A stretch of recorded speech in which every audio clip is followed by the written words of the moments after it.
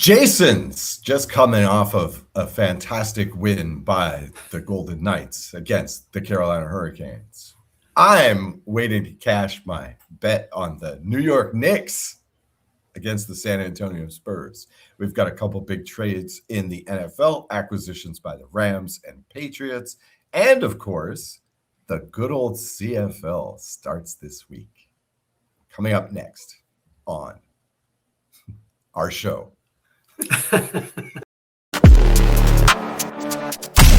Welcome to Shots from the Hip Podcast. Brought to you by Royal Retros on the Shotgun Sports Network. Here are your hosts, Jason Bizik and Oz Davis. Yeah, just like the big voice said, hey, hipsters watching on the Shotgun Sports Network YouTube channel or listening on Apple, Spotify, or wherever you get your podcasts, please hit the like and subscribe buttons and hit the notification bell to be notified when we post this show or any other videos. This is Shots from the Hip. It's called Shots from the Hip, Oz. Yeah. There's so much going on in sports right now. Your mind's just jumbled, right? I'm waking up. I like our show. I like the big voice too. That's the name of Shots that. from That's the the hip. name of our narrator. I like that. He's always going to be Mr. Big Voice to me. Yeah.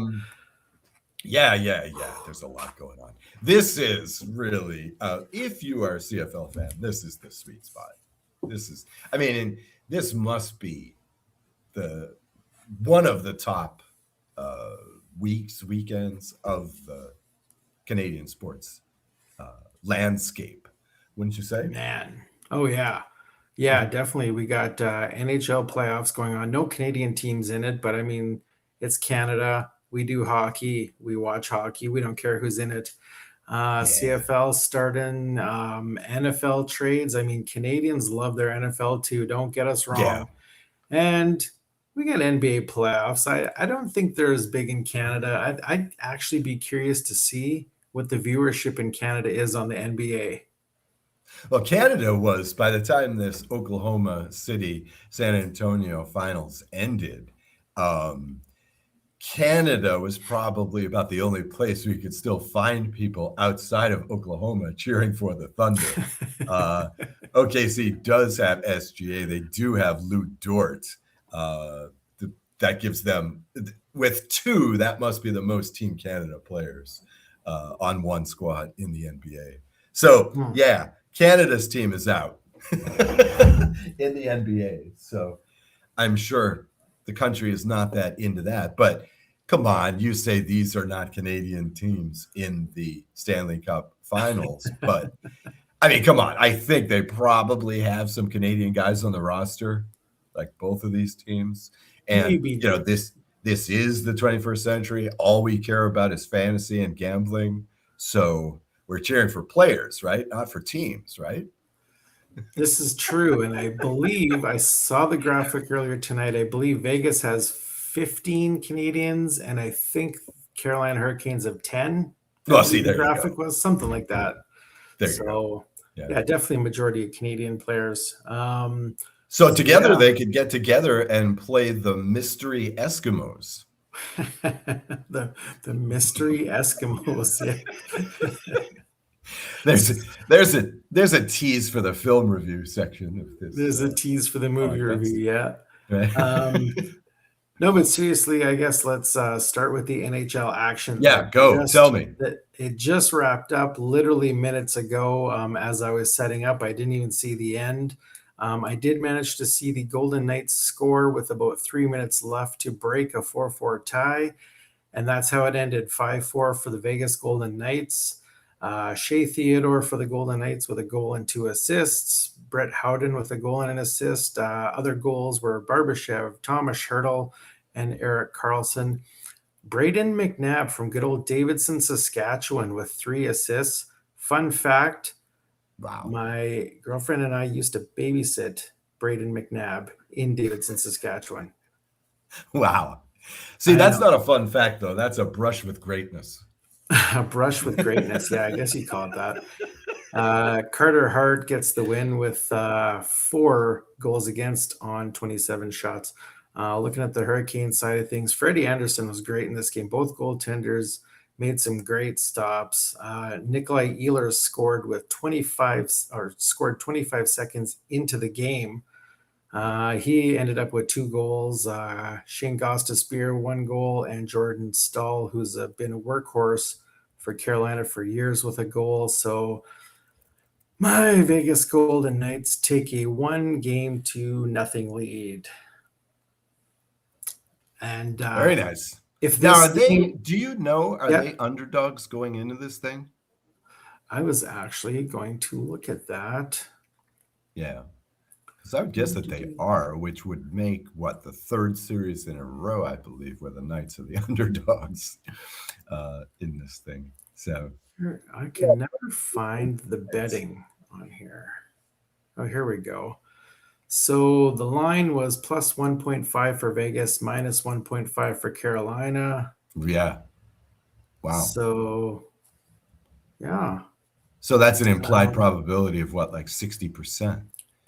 You're only giving your guys 40% chance to win this. Is that what that means? God, we just. Well, you can do it like that. You can do it like that. Like, for example, in the NBA Finals, it's approximately the Spurs are minus 200. Right? Okay. So that means that they are 1 to 2 favorites, right? So that means that they have a 67% chance by the book, right? 2 times out of 3, they're going to win. So 66.66666%. Probably they call that the win. Was that the probability, the implied probability? Yeah. So here we go. I'm looking on a different app that I actually use for sports betting because I can understand it better. So, for instance, the next game, which is going to be on Thursday, is the Vegas Golden Knights are underdogs at 235, and the Hurricanes are favorites at 160. And basically, that's just a money multiplier. Whatever you bet, you multiply that number. So easy. I don't know why every site doesn't do it that way. Yeah, because it's British. We're not going to give it to the British. So the Knights definitely underdogs. Interesting to know if these numbers actually change after the game that was just played, or even overnight or something. Because I'm sure they will change. I mean, the Knights have been mowing over everybody, and they just won game 1, so they shouldn't be that big of underdogs, I wouldn't think, but they still are. Not after that, right? Not after that, because they're no longer having to win 4 out of 7; they're having to win 3 out of 6. Right? So, of course, the odds will definitely go down on this series. But at this point, forget about betting the series; just bet the games. Yeah. So the Knights, with that win tonight, steal home ice advantage. And speaking of the Knights' home ice, games will be in Las Vegas on Saturday, June 6th and Tuesday, June 9th, both dates of which I will be in Vegas. So fun fact. It's going to be crazy. I can't wait to see the atmosphere and everything happening. Yeah, it's very cool. It's very cool to do that.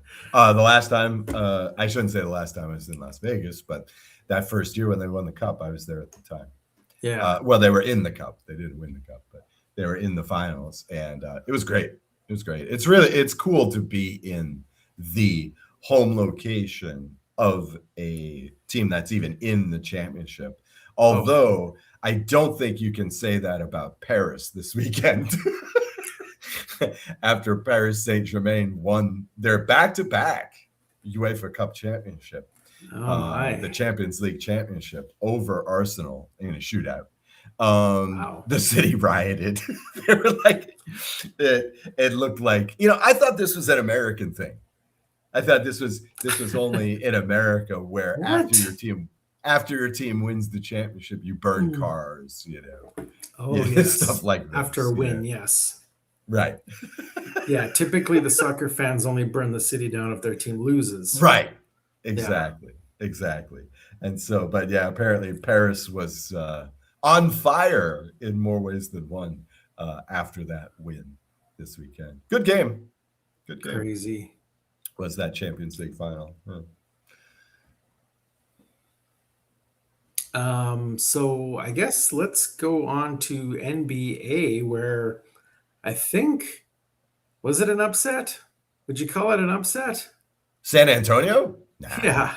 Nah, nah, you nah. predicted I it. mean, watching Game 7 it made me feel really good as a Lakers fan, because here was, in an elimination game, in a Game 7, uh, Oklahoma City doing basically everything they could, and it wasn't enough. The Spurs got out to the early lead and never really relinquished. I think at one point in the second quarter, the Thunder went up by like 2 or 3, if I Hmm. recall correctly, but that was it. I mean, literally, it was a game where San Antonio was leading for 47 of the 48 minutes, and they just could not come back. Now, the media is all over Chet Holmgren, who looked terrified in Game 6 and Game 7. Maybe he was just beat after, harassing Victor Wembanyama for so long. But it's amazing how the narratives changed in this thing. Going into the playoffs, it's like, oh yeah, Oklahoma City is starting a dynasty. Da da da da da. A little bit further in the playoffs, it's Spurs are too young. They have to run the gauntlet like the classic NBA style. You have to lose before you can win, right? And now all of a sudden it's trade Chet Holmgren. Will the Thunder make the finals again? Et cetera, et cetera. So it's pretty wild how the narrative changes. You expect this in football, Mhm. but not so much in basketball. But this year, yeah, that's what we got. I mean, these two teams, yes, the Thunder were favored by the bookmakers, but this was really a coin flip. I mean, it wins 7 games. It wins 7 games, and it was what, 1-2, 1-1, 2-1. No, yeah, no, it was 1-2, 1-1, 1-1. Right. So it's pretty much what you expect from a tight series like that, as opposed to the Knicks, who are now on an 11-0 run. They eliminated the Cavs the last time we recorded the show, Yeah. 8 days ago. They've Yeah. been on the 11-game rest, and a lot of the money at the book and a lot of podcasts and ESPN shows that I look at or listen to are they're starting to get swayed here to the Knicks. Of course, just on the face of it, this is your classic 2007 World Series scenario where, and I grouse about this one a lot, where my awesome Colorado Rockies were on what, a 22-1 run, and then they got the 14-day break before they faced the Red Sox, who went 7 games against Cleveland, for God's sake, and get to the finals, and it's a sweep. Now, I certainly don't think that there will be a sweep. In fact, the narrative for the Knicks winning this title is pretty compelling. It would be really sweet to see them win the championship this year. Now, do they have a chance? Certainly they do. The Knicks were 2-1 against the Spurs this season, including that NBA Cup game, the finals in the NBA Cup. So the Knicks are NBA Cup champions for the year. And so you have that. And you also, I mean, the strategy is pretty clear, right? All roads lead to Victor Wembanyama. Yes, if you concentrate on Wembanyama, Harper's gonna score 30 points on you, but it's a pick your poison situation. It's a Kobe Shaq situation, right? Who are you going to focus on? Now, when the Thunder won Game 6, that ended up being a great strategy for them, and they won that game. Is not so much to swarm to Wembanyama when he's going to the basket, but rather play 2-on-1 defense when he has the ball. And they were just denying him the outlet passes. It's really nice defense there. Now, the Knicks are a smart enough team. They can do this. More than likely what you will see is Karl Anthony Towns drawing him away from the basket when the Knicks are on offense. Cat has become quite the he's received quite the career resurrection, let's say. He's been in playoffs before, deep in the playoffs before, but always kind of shied away from the limelight like Chet Holmgren did in game 6 and 7 in that other series. But now this series taken over, there are times when he is the best player in the game. Of course, Jalen Brunson is the secret. What a story here. This guy used to be a backup to Luka Doncic, was swayed away to New York and has become a local legend. He's become the local hero in New York. So the Knicks, and also what I was going to say is on defense, the call is clear. You're going to have to just have, as we've seen through the playoffs, you got to have people just beating them up inside, playing physical with them inside. That's going to be OG Anunoby most of the time in this series. So the Knicks do have the tools to pull this off. Mm-hmm. And I think it's going to be a close series. If I had to hedge, the attractive bet is Knicks in 7. Now, that would require them to win that game 7 in San Antonio. That's plus 800 at the books right now. That's pretty appealing. Yeah. All I know is that I have my money on Knicks plus 4.5. I'm looking right now, and the Knicks to win the NBA Finals right now is paying 270 against the Spurs 148. So minus 270. Wow, that book is giving terrible odds. Well, 270, not minus 270. This is 270. Like that's your multiplier. Like whatever you bet. If you bet $10, you're getting 27. So they do it differently. That can't be right. That can't be right. They're that should be a minus number. The Knicks at plus 140 or whatever sounds correct. Spurs at 148. That's got to be minus 148. They can't both have positive odds. Like that. So see, I'm looking on Sports Interaction, and on that site, there's no negative numbers. They're all positive multipliers, right? Okay. Let's see. Let's look at the score here. The good old Score app, and see what they say. Yeah, see, I've got at FanDuel, which is more or less the official gambling site of America. Spurs are minus 190. Knicks are plus 158, which is some really nice number there. Plus 158. Good bet if you're on the Knicks. But yeah, I've got the Spurs at minus 190. Now they opened at some books, they opened as high as minus 220. But yeah, a lot of money has been coming in on them. See, I show game 1 is the Knicks plus 160 and the Spurs minus 190. Yeah. Right. Yeah, that makes sense. Which kind of surprising. Now, again, this is one of those situations where it's the rest versus rust argument. Of course, you could just big time. You know what makes me suspicious? This is what makes me suspicious. All right, the Spurs win, and they were partying like they had just won the championship. And I don't like that. You know, Wembanyama is crying, whatever. I don't like that because it's like, you know, it's that situation where they've already won the championship. It reminds me in an abstract way, but this is one example of that phenomenon. There were a couple of years when Rex Ryan was coaching the Jets and they played the Brady Patriots in the playoffs.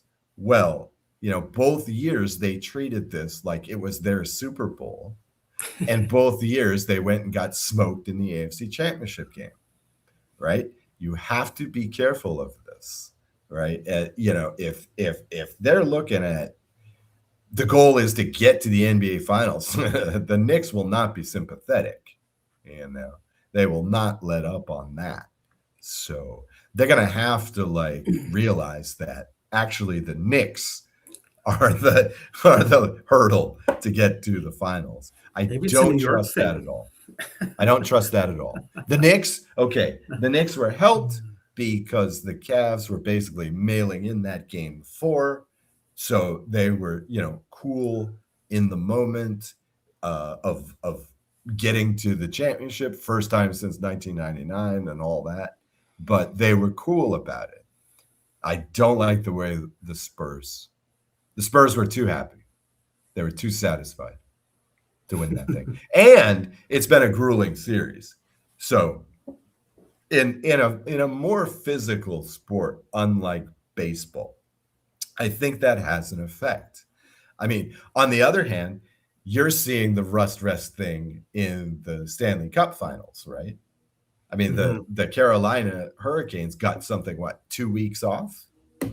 Yeah. Without playing a game? At least a week. Right. And then they come out strong. They get to the early lead. But, in the end, the Knights, I don't know. I don't want to say shook off the rust because that's what, the Hurricanes are doing. But they got back into the groove. And they made the right adjustments. Right. It's all about adjustments. Right. And the thing is, the Hurricanes had more times to prepare, but the games are not played on paper. This is true.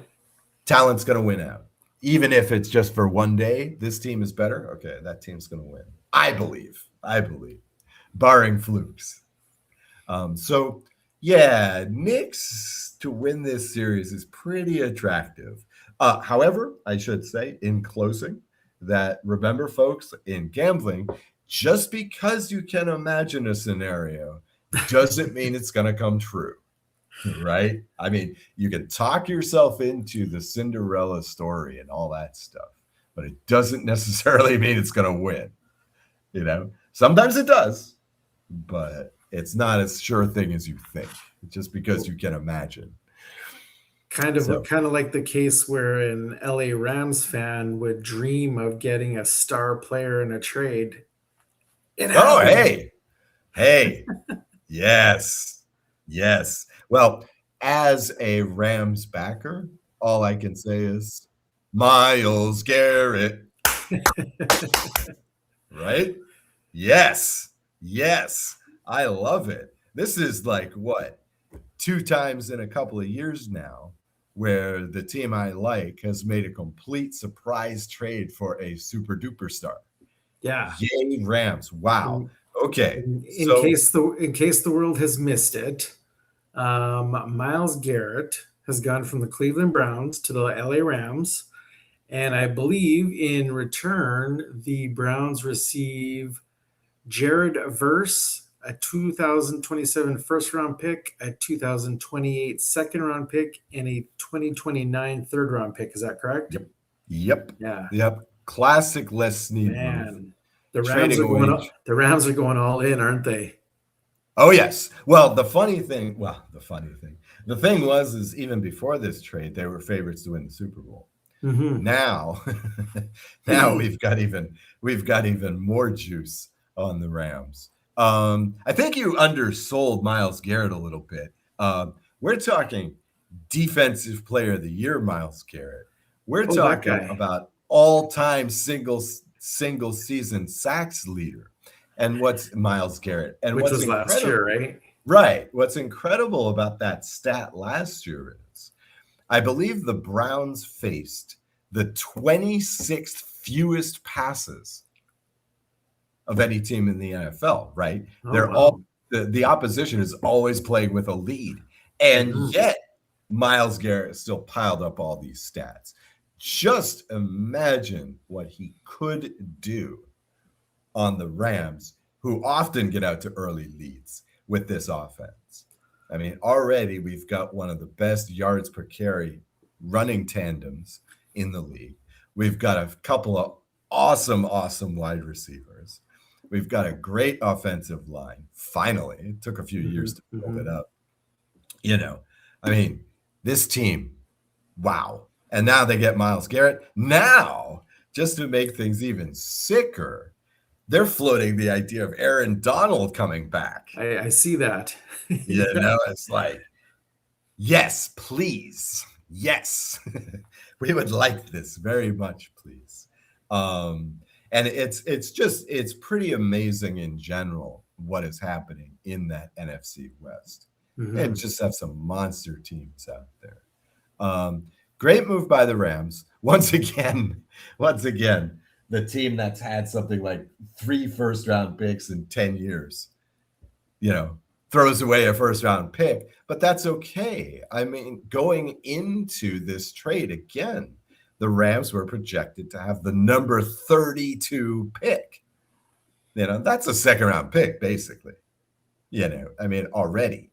So it's not like they're trading away number 8 or 9 like they got from, you know, Atlanta last year.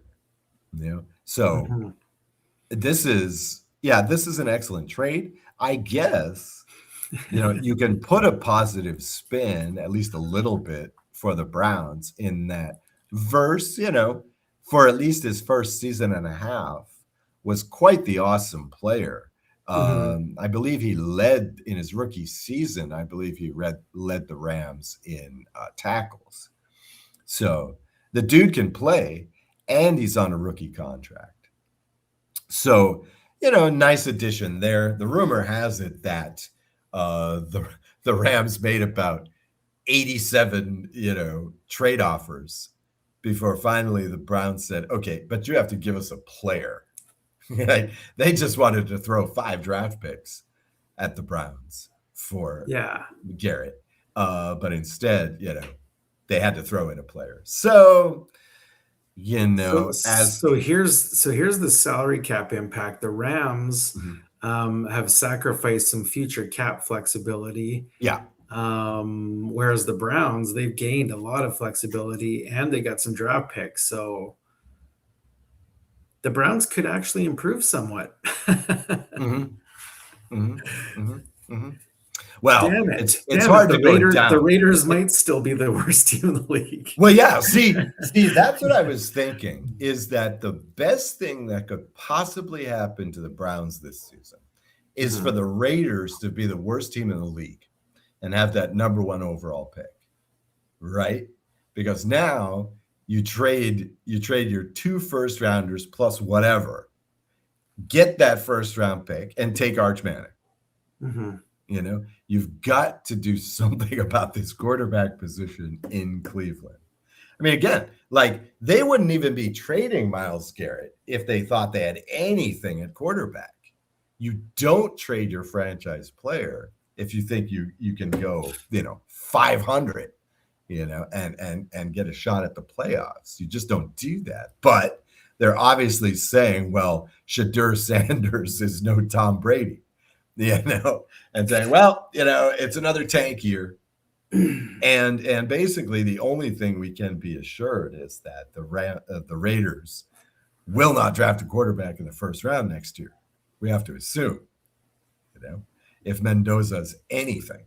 So really, the Browns have got to be hoping for that eventuality, or by some fluke, they could be the worst team in the league. They could. So they could just straight up, you know, take the 1-16 and, you know, grab Arch Manning. Then you just have to wonder if Arch Manning pulls a John Elway, you know, he pulls a Bo Jackson, where it's like, yeah, if that team drafts me, I'm not going to play.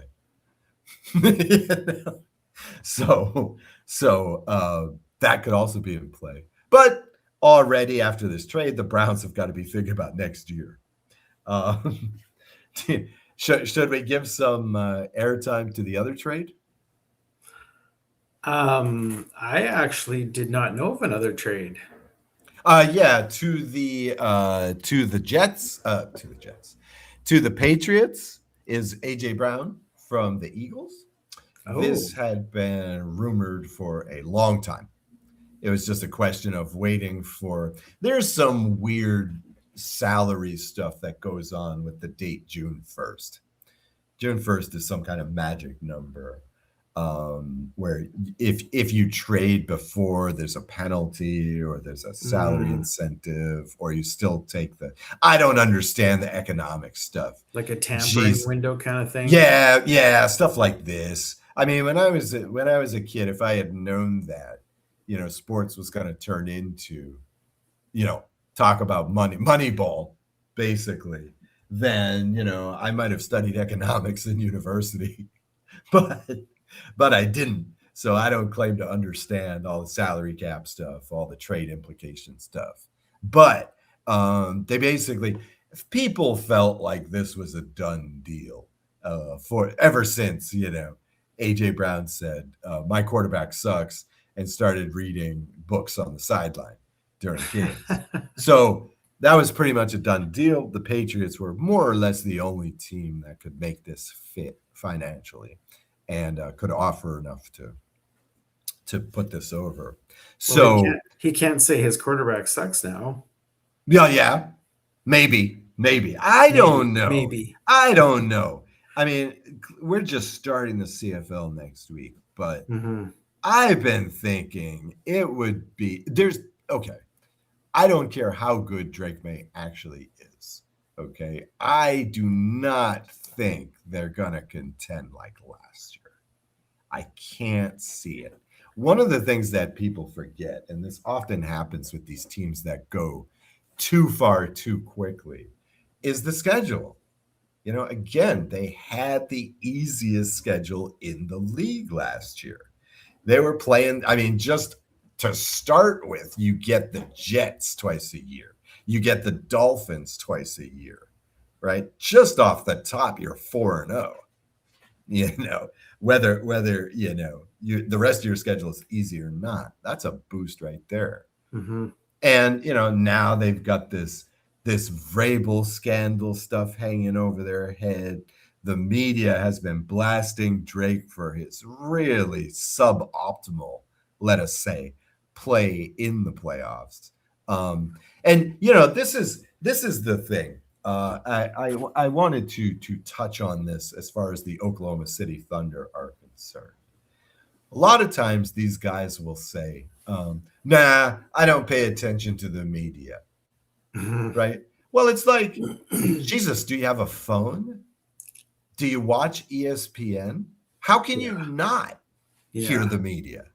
Right? I mean, they're just like the rest of us. They're streaming the same stuff we are. Shots from the hip.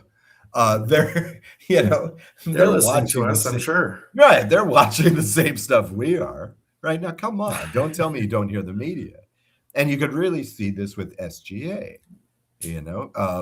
They just kept piling on him. He's flopping too much. Where is this MVP play against the Spurs? And he had a killer game 7. He wasn't impersonating an Argentinian soccer player. He obviously, I don't know if it's obvious that he listened to the media, but maybe the coach was, maybe his teammates were, because it's no coincidence that he sharpened up like that, going into that final game. So, if any of these guys are listening to the media, well, I just don't think that the Patriots, I think last year was a bit of a lightning in a bottle season. They may be back, but I would be surprised if it were next year. Let's just hope that AJ Brown keeps his cool through what might be, 10-7, 9-8 season. Just hope he keeps his cool. But, overall, plus for the Patriots, I guess plus for the Eagles, right? It's always good to lose a disgruntled player, especially a disgruntled wide receiver who, I don't want to stereotype, but tend to be prima donnas. So, not a surprising trade, but could be a game changer for the Patriots. We'll see. I'm skeptical, but we'll see. Could be. All right. Nothing much to report out of Las Vegas Raiders camp. I see so many videos of Mendoza throwing tight spirals. Everybody's impressed with his spirals. I'm like, Yeah, in practice with no coverage or no pressure. Sure, Right? that's when I see him do it in a game, I'll be impressed. Okay, it's June. Relax. There's plenty of time. You guys are still running with Cousins anyway. Starter week 1 is going to be You Cousins. think? Yeah. They keep saying it. They keep Oh, repeating okay. it to the media. Yeah, you can see it. I mean, just imagine. Okay, here's your imaginable scenario. Imagine them winning week 1. The Raiders winning week 1. And everybody's like, oh my God, Cousins, right? And then they get destroyed in game 2. They get destroyed in game 3. Vote of confidence from the coach. Game 4, they're down 21-0 in the second quarter. And now it's Mendoza time, right? I can totally see that. We've seen this before. So-and-so is going to be the starter, and he's terrible. So yeah, they'll start Cousins. It's just a question of when does the hook come? Because they're not going to win a lot of games this year. Here's my scenario. My scenario is, and it's all going to depend on camp. Like if Cousins has a bad camp, you can't start him, can you? So here's my scenario. Week 1, the Raiders have the Miami Dolphins. A nice, juicy, low-hanging fruit for Mendoza to go in and win a game. I think they put him in for game 1. Wow. And then maybe go to Cousins game 2. Get them each to play a game, see what happens. Oh, wow. Yeah, nah, I don't know about that. That's like 80s CFL platoon football. Hot take. I wonder why. Actually, speaking of the CFL, which we'll talk about in just a minute, but I'm surprised that this doesn't happen a bit more often. The platoon situation, bringing in different quarterbacks for different formations and different situations. Surprised it doesn't happen more often. Although there does seem to be a paucity of quarterbacks this season. So, but yeah, I don't know if you'll see that. But let's not get lost in the NFL because, man, we're still a couple of months away. We've still got we've got the CFL. I seem to remember someone in the CFL doing that a few years ago. I think it was the Elks actually with when they had Trey Ford and they also had McLeod Bethel Thompson, and they they both played some games depending on who their opponent and game situations. So they were running with that where Trey Ford came in for a few series in those games. Yeah. Didn't help. That was when they opened 0-7 that year. 0-8. And then finally Trey Ford started winning games, and they're like, oh, maybe we should have done this sooner. Oh, like they do every year. Okay, let's just jump into the CFL. Will Edmonton do that this year? You talked about low-hanging fruit in week 1. Edmonton goes to Ottawa. Right? So 1-0 start this year? Maybe?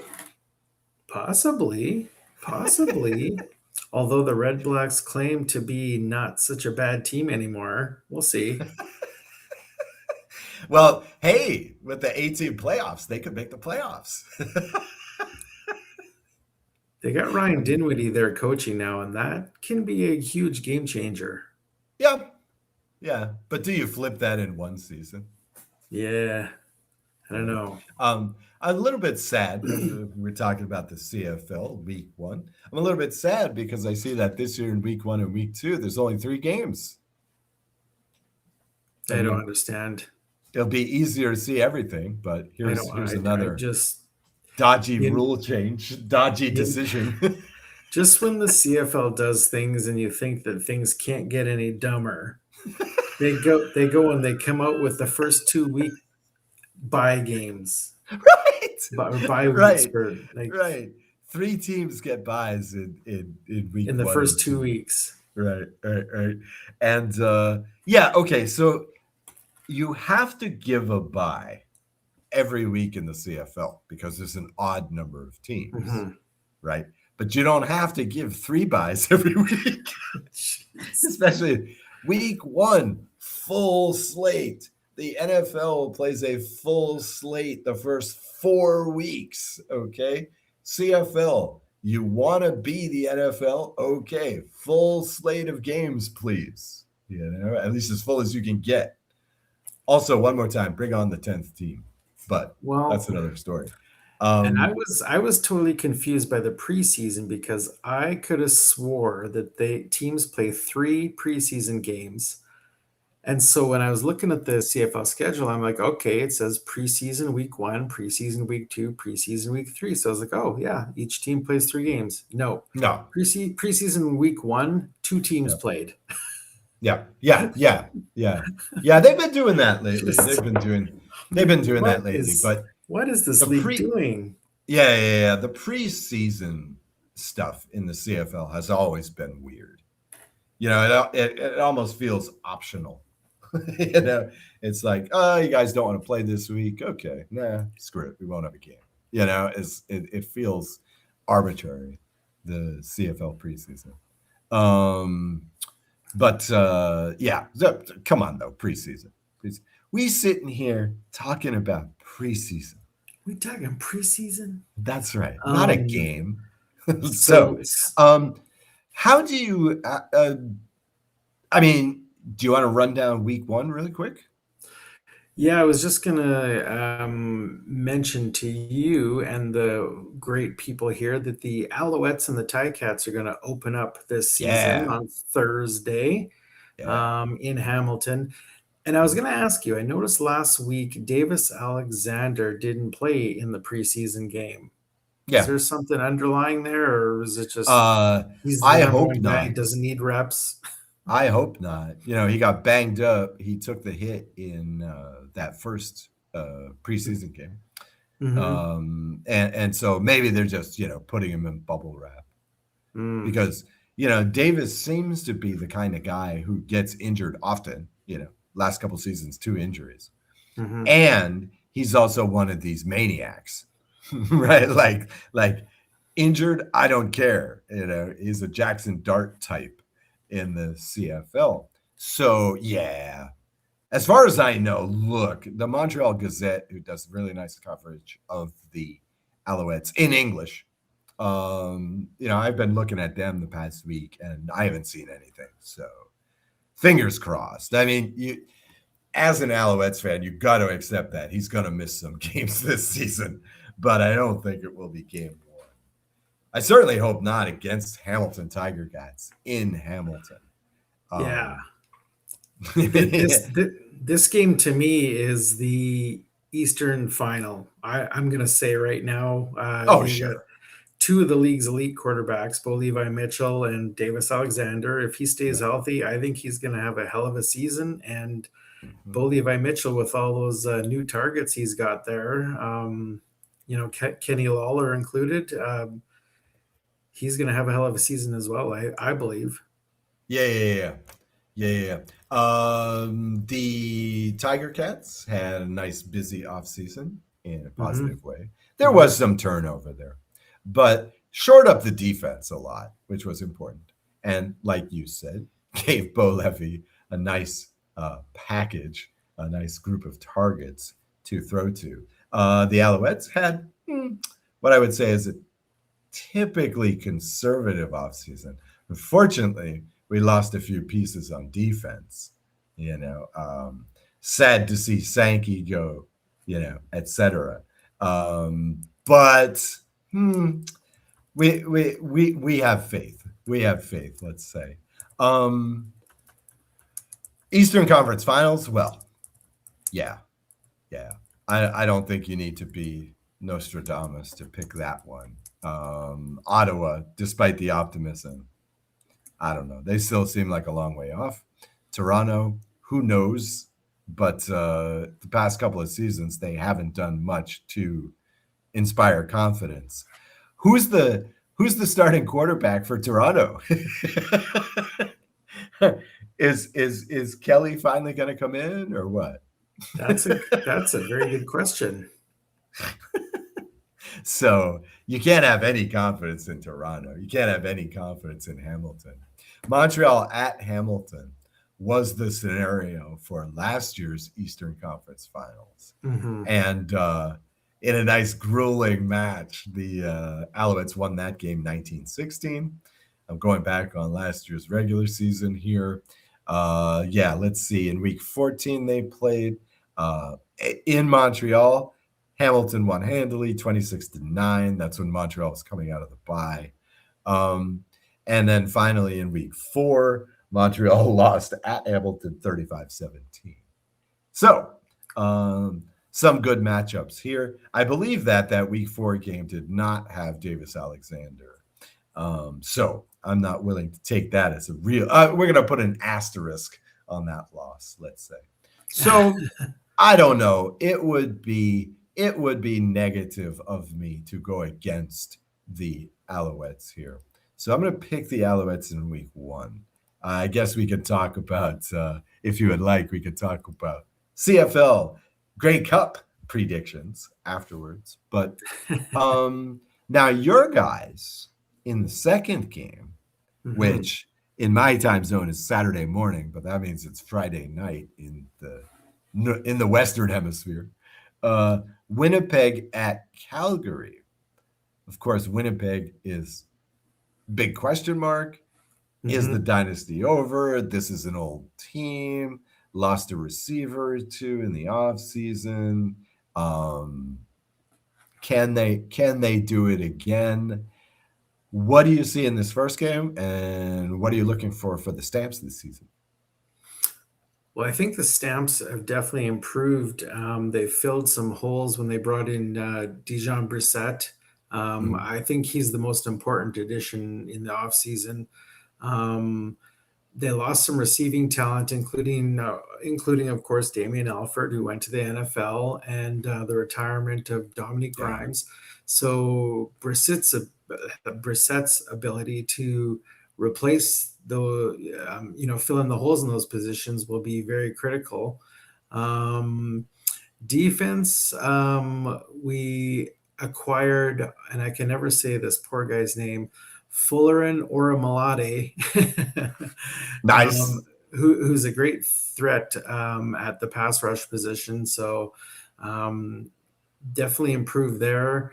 Veteran leadership remains. Micah Tates was great last season. And then with the addition of Damon Webb and Adrian Green, Adrian Green, of course, played a few games last year, and then he got injured. I believe he was doing amazing until he got injured.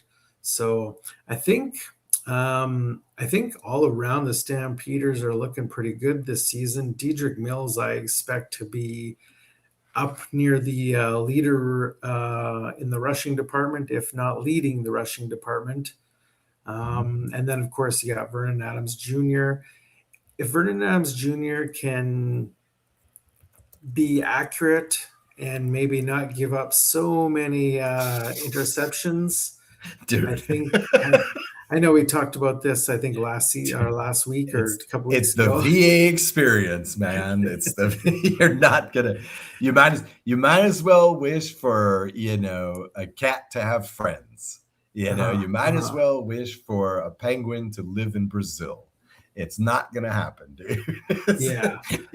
You're going to get the experience. Now, it has improved. This may or may not be a good thing because he doesn't get on the horse that often anymore either, right? So he's not he's not creating yards with his feet, as they say. But he still can. As much. Yes, yeah. Right. I mean, again, Vernon's got to find that balance. And it's amazing that we're still talking about this. Last year, he was looking like a proper CFL quarterback, 95% of the time. But still, every once in a while, he's thrown a couple of touchdowns already. They've got the big early lead, and that's when he starts getting wacky. Let's see if I can pull this one off. Let's see if I can do this. Let's see if I can put the team on my back, kind of thing. Yeah. And so that's what you have to be careful of, But he's getting better at this. I can't help but feel that there is a Grey Cup in Vernon's future, but how much longer is this window? How much longer is he going to play as a starter in this league? Well, the biggest question I think for the Stampeders is going to be whether they're dynamic enough to beat teams like the Rough Riders or the BC Lions. The Winnipeg Blue Bombers, like you mentioned, are kind of on the outs, I think, and I believe that's true. Zach Claros is aging, and I think he's seriously one hit away from very serious implications. And who did they have backing him up now?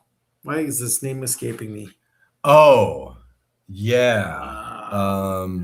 Good to know your backup. Elgersma. Yeah, right. Yeah. That's right. Taylor Elgersma. Mm-hmm. I think the biggest X factor for the Stampeders this season is going to be Jalen Philpott, who had a great preseason. And I think he's going to be a star receiver this year for the Stampeders. Bagleton, I hope, has a good season as well if he can come off injury and show that he can still play a few games and snag some balls without getting injured. That's a big if. I would not mind seeing that Philpott versus Philpott Grey Cup. I would not mind that at all. That would be fine. That would be good for this show. So for the week, I'm definitely predicting a Stampeders victory over the Blue Bombers. And for the season, I'm going to say the Stampeders are going to be somewhere around 11-7. Wow. Being conservative.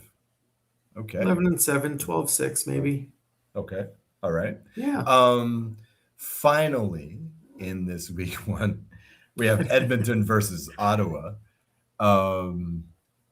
These were, two of the three bottom teams last year. I think Toronto, you have to put in there.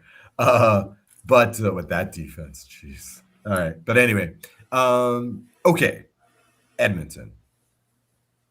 Lot of talk about Edmonton. This is finally the year. They're finally coming up. We finally recovered from so many years of just, inferiority. What sort of shot do you give them? Because I think you've got to pick them to win week one. The new coach thing is kind of compelling. I haven't seen the stats in the CFL, but I do know that in the NFL, rookie head coaches in game one are notoriously bad. They're at about 250 winning percentage. But first-year head coaches are pretty decent, if I recall correctly, winning about 60% of the time. So I would like to see that factor in, because Ottawa might just win this game based on pure optimism and a lot of fresh plays in the playbook. But, I mean, if you were just going by talent, you'd have to side with the Elks, even in Ottawa. I thought that Edmonton had a decent offseason. They are certainly looking up. I wonder if this is also the year that we finally take Cody Fajardo seriously as the quarterback. I don't understand what's up with this guy. He's won a World Cup. He's won a Grey Cup. He's been there. He went deep with the Riders. He won the Grey Cup for Montreal, for God's sake. And then they replaced him the next season with Davis Alexander. And again, in Edmonton, comes to Edmonton, started the season as the backup. This guy's got a Grey Cup in his resume. And it's not like he's past 30. Yeah, he's still basically in the prime of his career. So finally, maybe this year, starter in week one, maybe Edmonton makes the playoffs. Are we finally going to realize that Cody Fajardo is an excellent CFL quarterback? Well, the Elks are long shots right now at plus 130.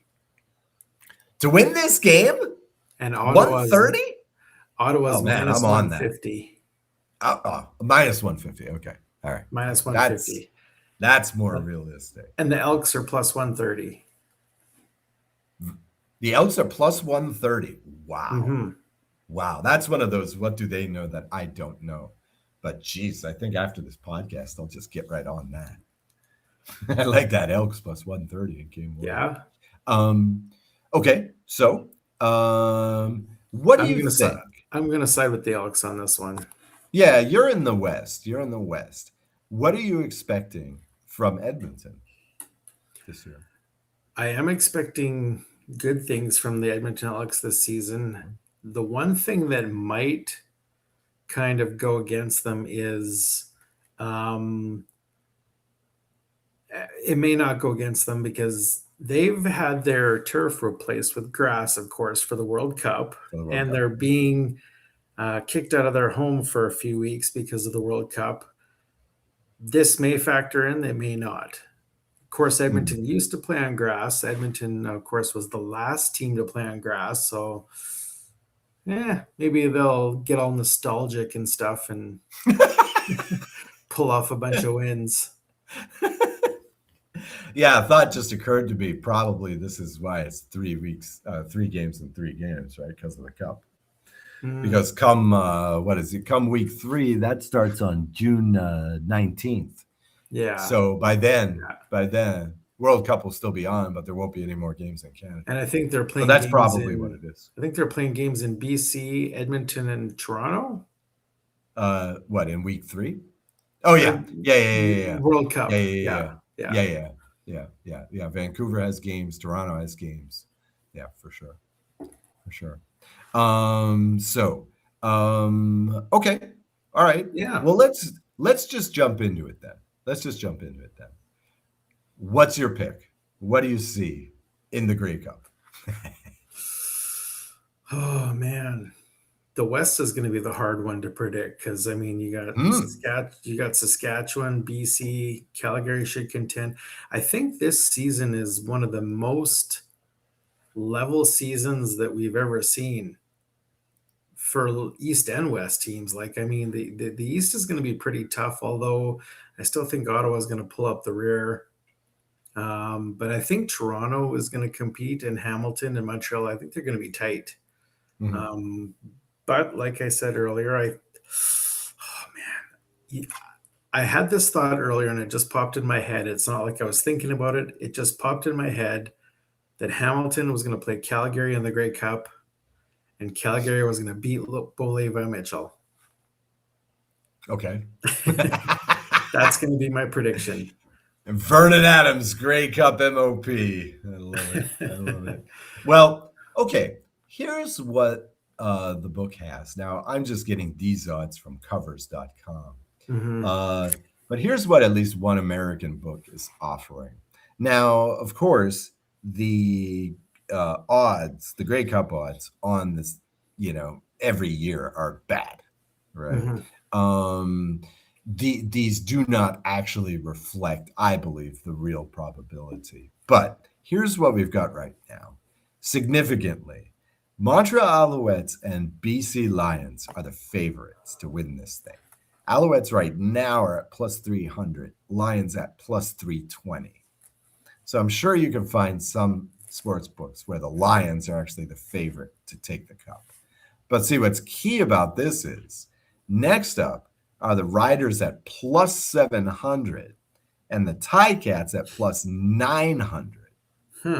Right? So they're the book is basically saying it's, 2.5, 3 to 1 odds that your Grey Cup is going to be BC versus Montreal, right? You've also got the Winnipeg Blue Bombers plus 900, which is foolish. Stamps at just plus 1,000. 10 to 1 odds on the Stamps winning the Grey Cup, which seems outrageous to me. It's also outrageous that they're behind the Bombers. One of the nice things about betting on the CFL is, man, some of these sports books do not do the homework. You can take advantage. There's a window once in a while where you can take advantage of some of these games. They're just not paying attention to the specifics. Toronto Argonauts plus 1,000. See, I'm telling you, these odds are terrible. Ottawa Redblacks plus 1,100. The Ottawa Redblacks have only a 5% worse chance than the Argos. Come on now. Yikes. Come on now. And the Stamps, come on now. And finally, Elks at plus 2,000, which is also foolish. That means the sports books are giving the Elks about a 4% chance to win the Grey Cup. Come on now. It's higher than that. Especially if my partner Jason is correct and that this is going to be a season of parity.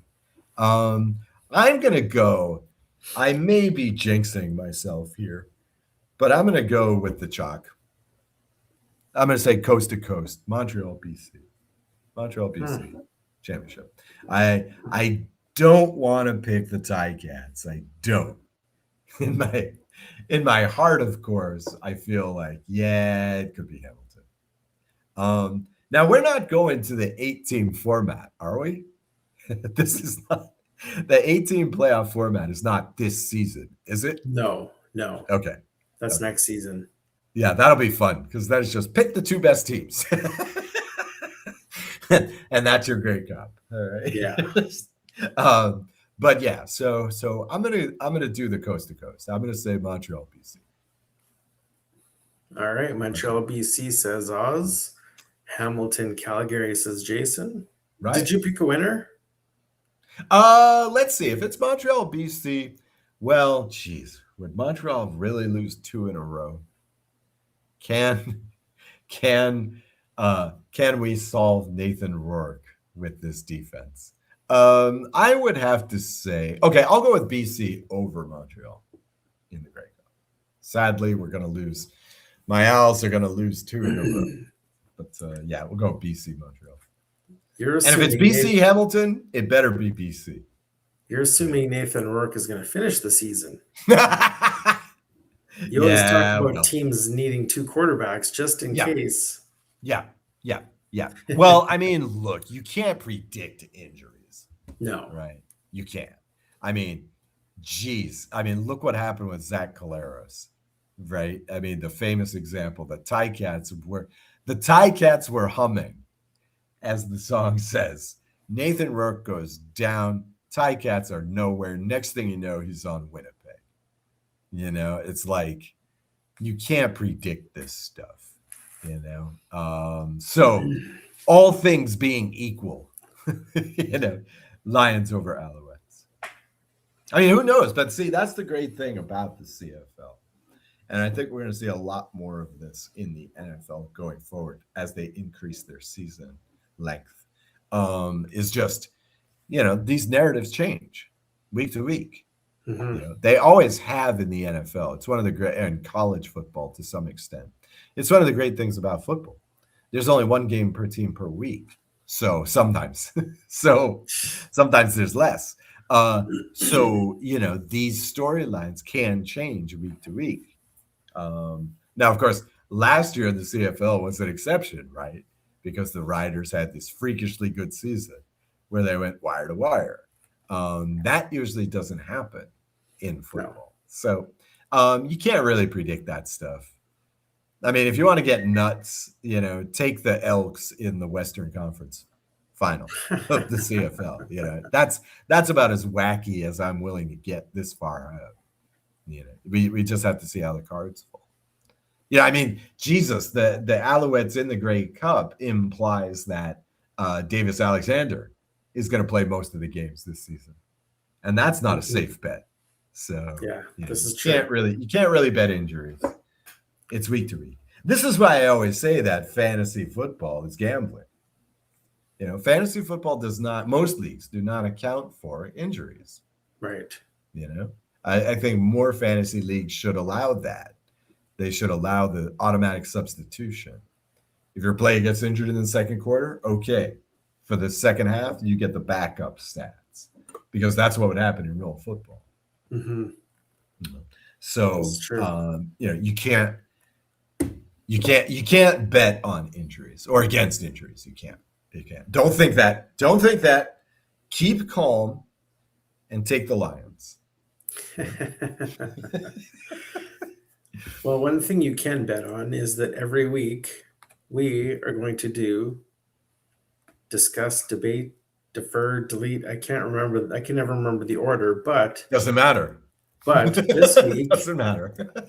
I actually have the intro done. Here we Oh, go. great. All right. Fine. 4 topics, 4 choices. Debate it, discuss it, defer it, or delete it. No safe takes, no middle ground. This is debate, discuss, defer, or delete. And as you can tell, that is not the monster truck voice guy that we usually get doing our hits. That's Jason. I see here Jason Bizik. That might have been me. Yeah. Yeah, one of those guys did the intro. But the thing is, you only gave me 3 questions. I heard that intro and I thought you were going to send me 4, but we only have 3 topics. Oh, is that what we're going to do? Because we usually only do 3. Yeah, but your intro says 4. So, but it does, doesn't it? In any case, we're doing discuss, debate, defer, delete. Right? So we'll have to introduce a 4th topic every week now, maybe. Yeah, sure. Okay. Yeah, okay. Well, actually, our 4th topic was who's going to win the Grey Cup. So there you go. Okay. There you go. That was the audible I'm calling there. Okay. All right. So, well, tell me the topics. I have come up with 3 topics, not 4, that I will give my good friend Oz here to discuss, debate, defer, or delete. Topic number 1. Should pro athletes be allowed to return to sports after being charged with a crime and doing the time? Of course, this comes up now because the Vegas Golden Knights right now are backstopped by Carter Hart, who, of course, was infamously charged in Canada with disturbing crimes, found not guilty, but they're a hot topic. Henry Ruggs, of course, talking about coming back to the NFL, and most recently, Green Bay Packers' Josh Jacobs could be heading to the slammer. So should pro athletes be allowed to return to sports after being charged with a crime and doing the time? Topic number 2. What's your absolute favorite sports moment of all time? Okay. Topic number 3. Was Scottie Pippen just as important of a piece of the Bulls' success as Michael Jordan? Okay. Mr. Davis, take it away. Okay. All right. First off, I was thinking about being evil when I got these topics at the production meeting and making you debate this 3rd thing about Scottie Pippen. Okay. But instead, I'm going to delete this. And I'm going to quote here Mr. McDowell from the Eddie Murphy film Coming to America. I'm going to paraphrase, actually, Mr. McDowell and say this. Jason, son, if you want to continue doing this podcast, stay off the drugs. Okay? Like, no, of course not. Of course not. The real question here I'm fully prepared to debate it. Oh, my God. Okay, well, maybe next time then. But for now, I'm going to delete this. I think the real question is, who was more important to the Bulls' success, Scottie Pippen or Phil Jackson? I think is the real question. That's a good question. No. Jordan is going to win the championship. I believe that. Of course, we can't look into the alternate universe, actually, but I do believe that. Okay. I wanted to discuss what's your absolute favorite sports moment of all time. Because how do you mean this? Okay. Am I a sports fan? Am I a sports historian? Or am I a fan of a team? Right. Because this could be very subjective, or you could go with the, significance to the sport kind of thing. I was thinking as a fan. Okay. Well, I'll start it off as a sports fan. One of my first Probably my first sports memory is Super Bowl 11, Raiders versus Vikings. Right?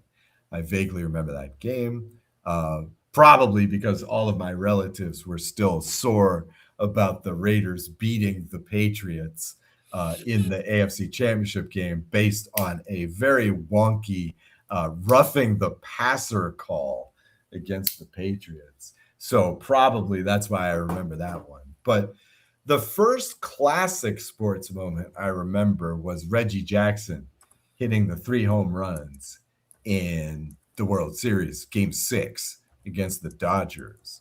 I was watching this with some extended family, some uncles, some aunts, some cousins around, and watching that game. And man, you look at that tape on that 3rd home run, because famously he went on the 3 home runs. It was on 3 pitches. He went left field, center field, right field. Right. He put one out to each corner of the field. And on that last one, it looks like the ball is behind him when he catches it. It's amazing. It's still one of the most amazing home runs I've seen, because he actually got around late on that 3rd one, and he still put it out. But that's one of the seminal ones I remember. If you're just talking about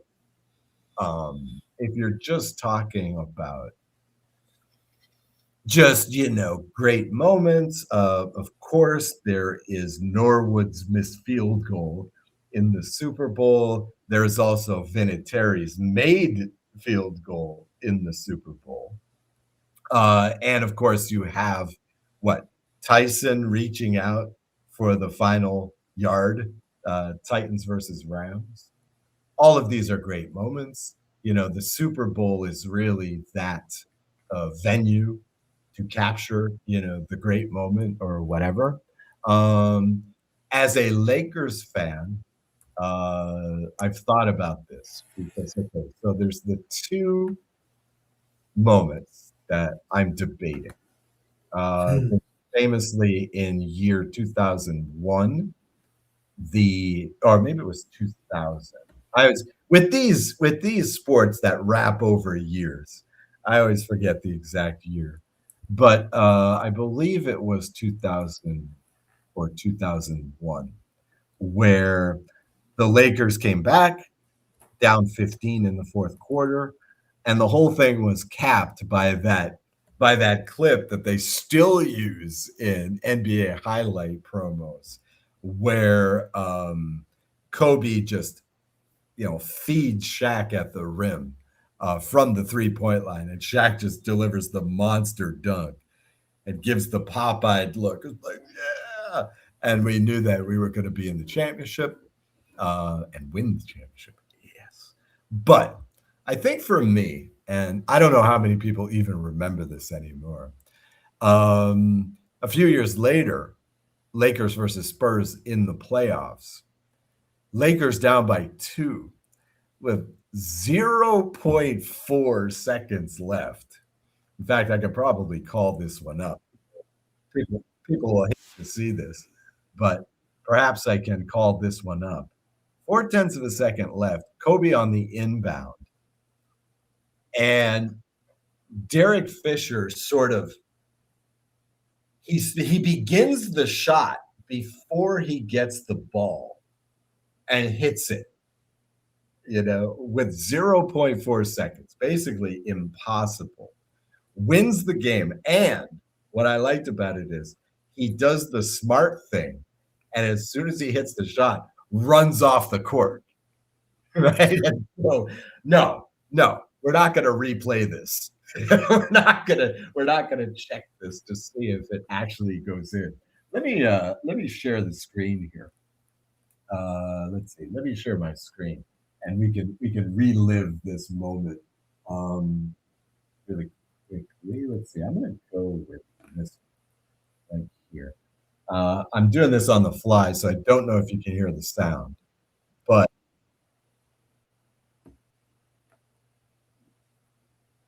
No sound, but that's good.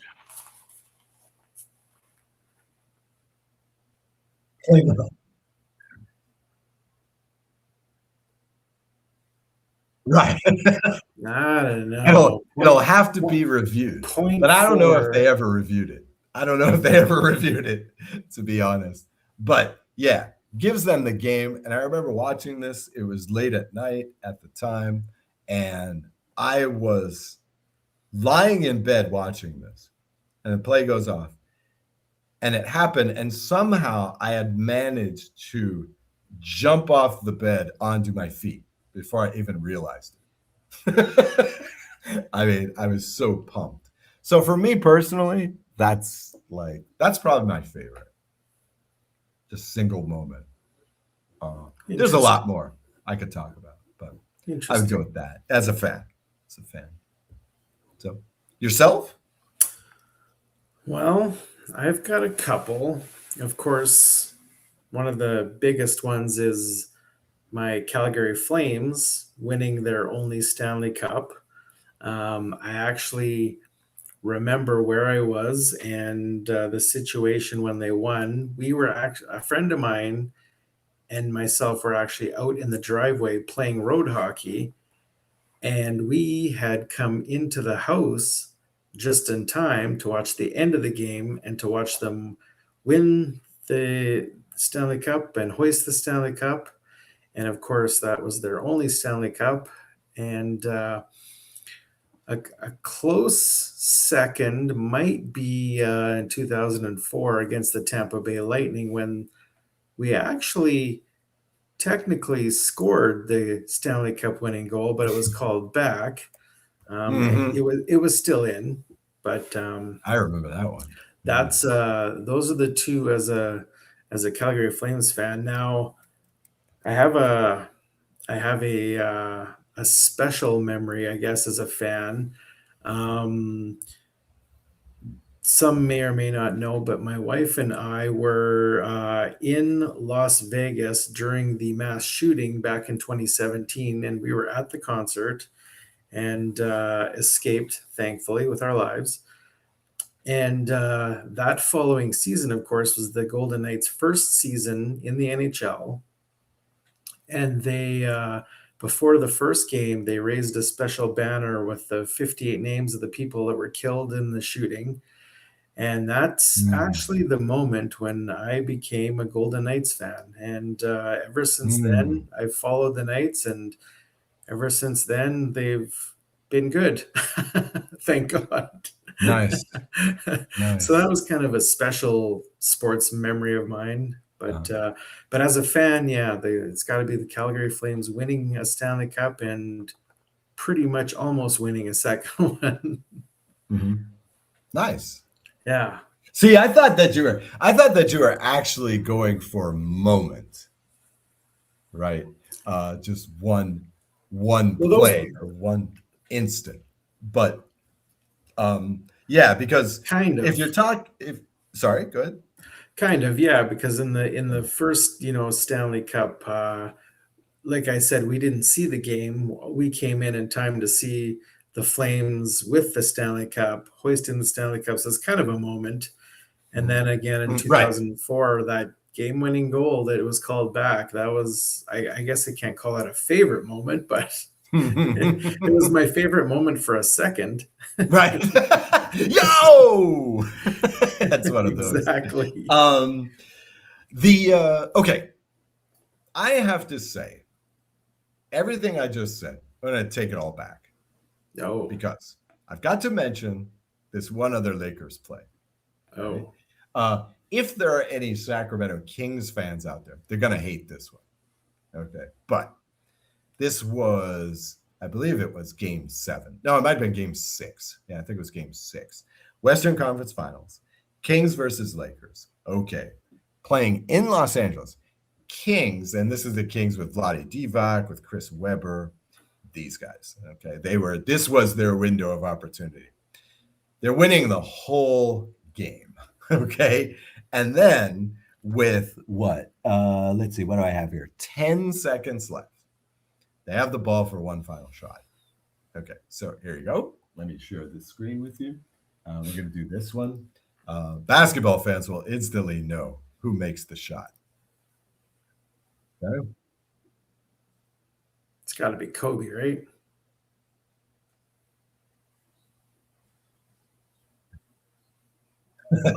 Not Kobe. Yeah.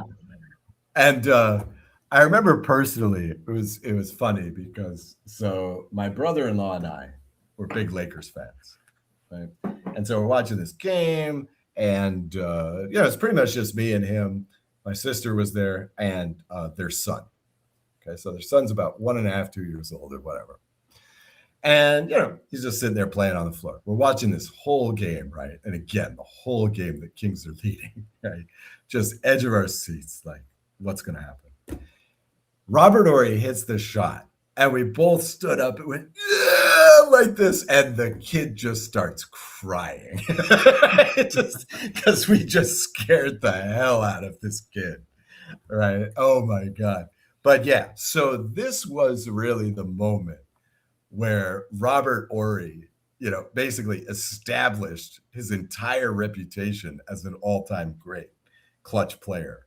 He had already won a couple of championships with the Olajuwon Rockets. But he came to Lakers. He was more or less a sixth man. Sometimes he would start. But this is when he really became known as Big Shot Rob, right, for the clutch shot. He did this a couple of more times for the Lakers. He also played a season with the Spurs when they won the championship. Had some great clutch plays in that season as well. So, yeah, actually, I got to take it all back. That shot was just fantastic. Just fantastic. Another great moment in Lakers history, if I may say so. So, yep. And the Kings never really came close after that. So, sorry, Sacramento. But, yep. Horry is magic. All right. Let's see. Okay. So, I'm going back to the thing here. Okay. Now, this one. Should pro athletes be allowed to return after criminal acts and serving prison time? Now, as a Raiders fan, I'm sure this question is not at all motivated by Henry Ruggs, who in his rookie season was a beast and then just had a horrific DWI incident in the offseason. Just, oh man. Having drunk way too much, driving way too fast. I mean, he probably still doesn't remember what happened. He was apparently, his blood alcohol level was, off the friggin' charts. And he's driving his fancy car 110 miles per hour. But, okay. I didn't know what to debate here. Right? Like, what's the debate? I guess it's yes, no. Okay, so I'll play devil's advocate. What do you think? Should they? I mean, do you want to take the yes or do you want to take the no? Yeah, we've kind of gone down this road before, and I believe I did say yes then, and I still believe yes. Okay. Well, all right. So what's the no viewpoint here? Well, it's pretty insidious that in America, for example, if you get charged with felonies, certain, high-level crimes, even after you leave prison, you do not have the right to vote. So there is a precedence in this in America, that being in prison ever, whether you serve your time or not, disallows you from certain activities. Another fun fact is this. Let's say you go to prison for any crime, okay, and you get out. Even after you get out, there are certain jobs which you are not allowed to do. Like, obviously, police officer is one of them. But also, and this is particularly interesting in California, you cannot become a professional firefighter after you get out of prison, which in California is pretty ironic because every summer we use our prisoners to help stop the inevitable wildfires in California. So there is a precedence for this in the US, right? You do a felony, you're disallowed. Now, they could extend that to professional sports, but on the other hand, if you believe in our justice system, you have to say he did the time, and so he can be disallowed. Now, if this were another sport other than football, you could say, well, you have to keep up the morality of the game, right? But as we know, the NFL has no morality, right? You can, you can kill somebody, get off as an accessory, plea deal out of it, and still be welcomed back into the NFL. Or you can, beat the hell out of your girlfriend in an elevator and never come back into the NFL. On the other hand, you can kneel down during the national anthem and never play again in the NFL, right? So really, the NFL is completely Machiavellian here. They don't care if you're a serial killer. If you can play, you'll play. The NFL is very cynical as regards this stuff, right? It really doesn't matter what your political stand is. If you can play, you can play. We're actually going to see this in this regular season with the New York Giants and Jackson Dart famously coming out and, introing Donald Trump at some local event. And he's been taking heat for that this week in the American media all week. How could you do this? What are you doing? Da, da, da, da, da, da. So, but again, the NFL doesn't care. The NFL doesn't care. The NFL has a lot of Trump supporters in it anyway amongst the players, but they don't care about these controversies. Jackson Dart is the quarterback of a major team, so he'll play. Morally, should they be allowed to return? I don't know. I'm on the fence. I'm shocked when anybody who's charged with a gambling crime gets back in, is charged with gambling during the regular season or betting on games or whatever. I would be shocked if that happened. But Jesus, killing somebody? As far as the NBA is concerned, who cares? So I guess just to spite the NFL,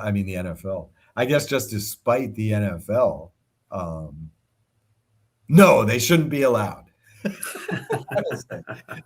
But I don't know. It's a nuanced argument. Should regular prisoners be allowed to work as firefighters after serving their time? You could ask this question too. I think they should. Yeah. Why not? But the law is weird. And the NFL law is even weirder. It's just like, so, yeah, why not? I thought that Ruggs was going to spend a lot more time in the slammer than he actually did. So I hadn't even considered this until we now know that he's coming back. I didn't even consider this. I thought he was done. I think he was going to see the outside again.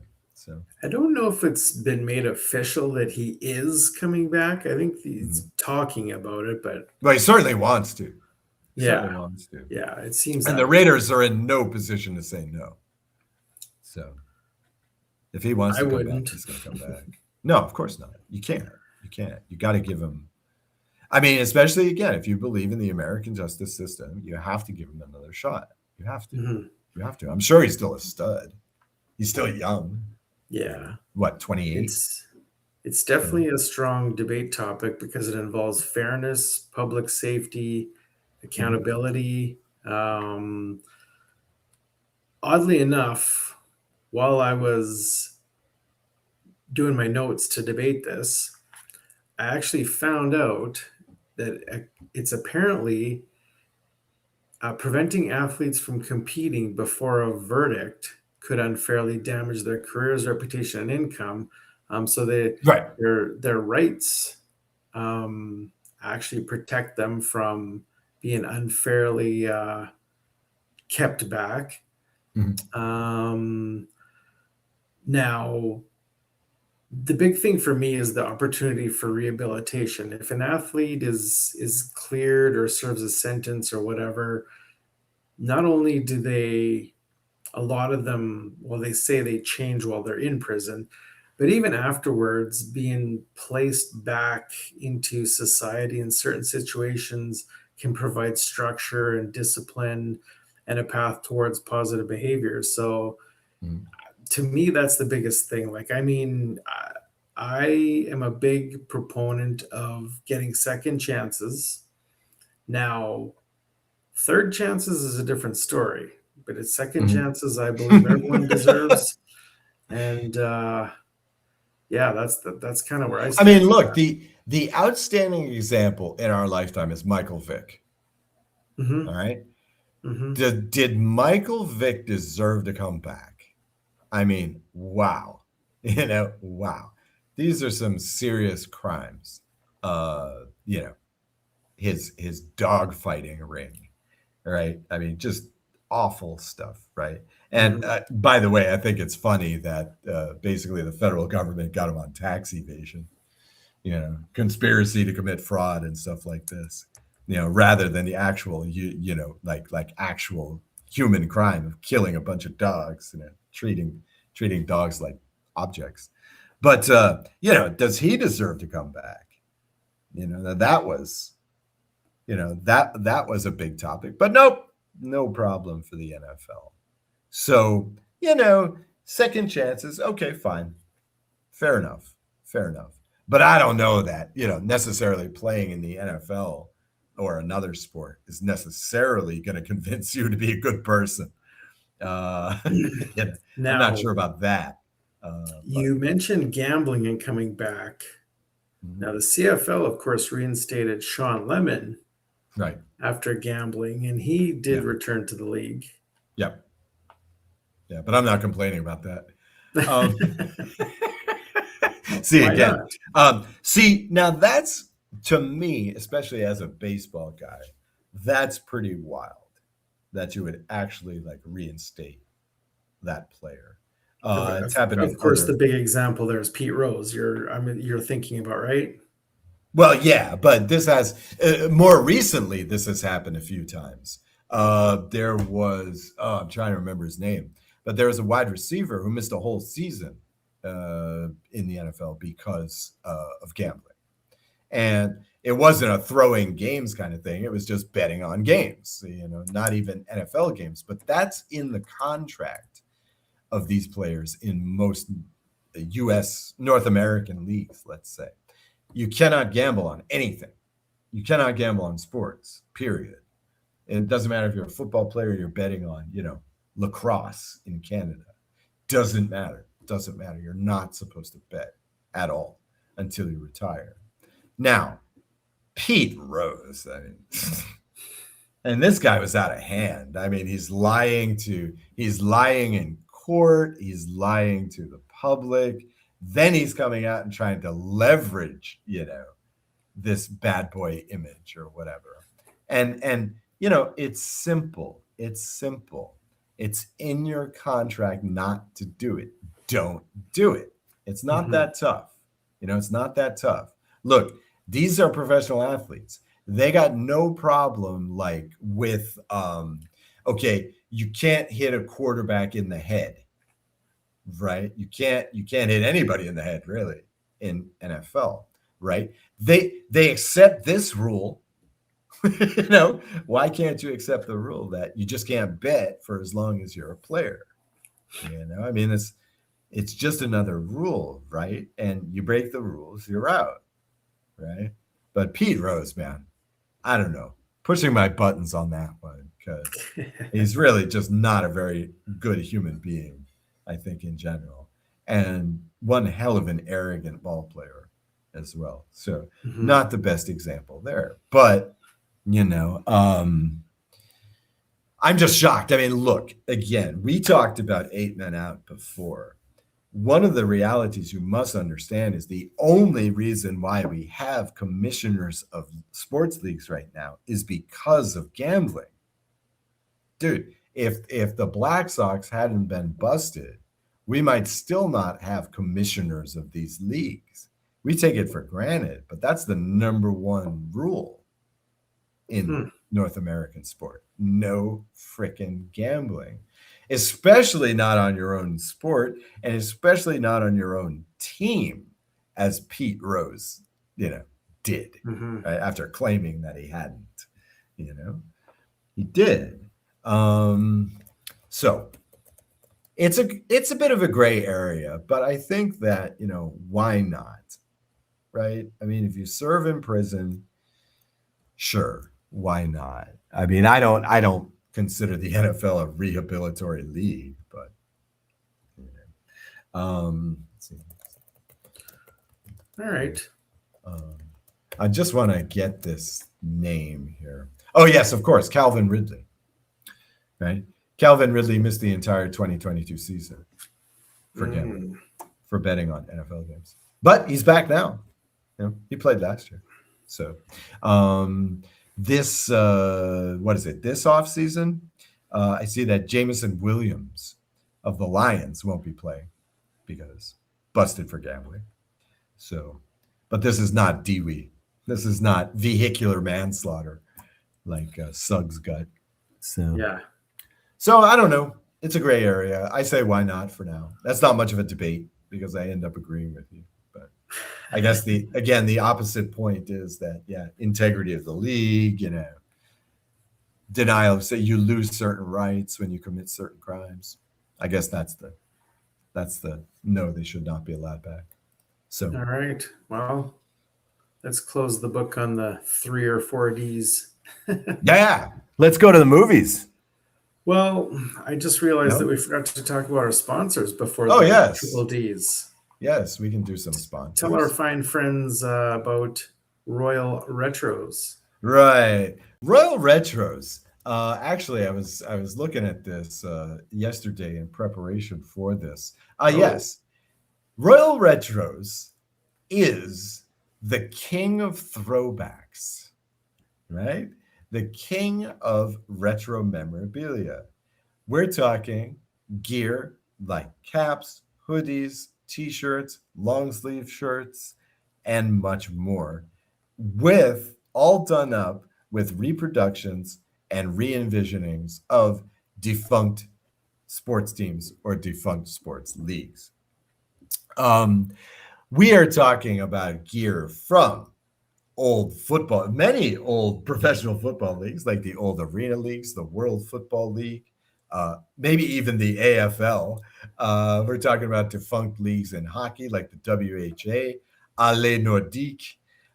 We are talking about defunct basketball leagues like the ABA, and of course, the old Negro League and Pacific Coast League teams from, let's say, Major League Baseball. The Pacific Coast League was never welcomed as a major league, but remember, too, that this is the league in which Ted Williams debuted. This is the league in which the DiMaggio brothers debuted. So the Pacific Coast League did have some talent. In any case, check out some great gear from all these sports. And as a listener to the Shots from the Hip podcast, you can get 10% off anything in the store with the promo code SFTH, Shots from the Hip acronym, SFTH, for 10% off everything in Royal Retros. Let's see, what are we looking at here, Scott? Jason, you took it down already. But get your gear, your old-fashioned gear, some great looking stuff from all the old leagues. Good conversation pieces are these jerseys among the sports friends in your life. So royalretros.com, SFTH at checkout for 10% off everything in the store. Highly recommended. Yeah, and you can actually go and check out the latest episode of the Elks Call with Scout Right. and Catherine. They actually had Dustin from Royal Retros on talking about Great. the company and how he started and all that kind of stuff. And it Mhm. was a really great interview. And it's really interesting to note that this company started with them actually hand making custom jerseys, and they still Mhm. do that. Mhm. So Yeah, yeah, I'm waiting. these are not mass produced. I'm not going to mention it, but I actually discovered a couple of teams for which they have no gear. So I need to get in touch with Royal Retros and make a Oh, couple of suggestions. Yeah, 'cause there's a oh, couple of suggestions that I have for them, and so hopefully you'll be hearing more about that on Shots from the Hip because yeah, I'm optimistic. I'm optimistic that they will take my suggestions. well, that sounds interesting. Mhm. We also have another sponsor. We have Rampage Coffee Company. They've partnered with us to keep all of our hipsters caffeinated, from light roast to dark roast, and even cold brew in single serve pouches, cups, or by the bag. But you don't have to decide which one you want to try because they even have sampler bundles. I am still waiting for my sampler bundle. Not too keen on their delivery time right now, but I'm hoping to receive it soon and enjoy Rampage Coffee. You can enjoy it for 10% off your order when you use the code HIP10 at checkout. That's HIP10 for 10% off your Rampage coffee order. Well, and that's going to do it for our time. Yep. We're long again. We're always long. We could talk Yeah. sports literally all day, all night. Let's do a 24-hour show. Yeah, all day in my case, all night in your case. Yeah, yeah. Note to all the hipsters, there will be no show next week as this guy will be in Las Vegas, hopefully watching the Golden Knights win a Stanley Cup. Which really sucks. It's really bad timing because, of course, this weekend is week 1 of the CFL season. Yeah. So it would have been a But I don't great. know. We'll see. We'll see. Maybe we can get a substitute in here or something. Maybe we can do something. You never know. You never know. You can handle it on your own, right? I can handle it, but I can't handle the truth. You can't handle the truth. I can't handle the podcast. Oh man. Anyway, take us out of here. I'm Oz Davis. He's Jason Bisick. This has been Shots from the Hip podcast. Hey, you remembered the a name production of the Shotgun Sports Network. I even remembered our network. Take it easy. See you soon. Ciao.